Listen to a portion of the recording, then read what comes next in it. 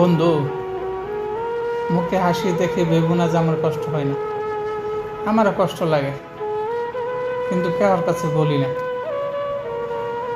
একটা কথা কি জানো বন্ধু, এখন তুমি তোমার কষ্টের কথা যে কারোর কাছে শেয়ার করো,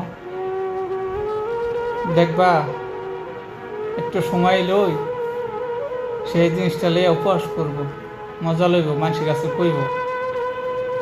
এর জন্য দোস্ত, কারোর কাছে মনের কথা, কষ্টের কথা বলতে যেও না। বলতে গেলে দেখবা সুযোগ বুঝা সে তোমার আঘাত করবে, আঘাত দিয়ে কথা বলবে।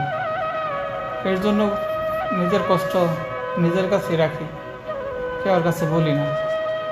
হাসি মাখা মুখ নিয়ে বলি আলহামদুলিল্লাহ আমি ভালো আছি, তারপরে মানুষের বুঝতে দিই না যে আমি আসলে ভালো নেই।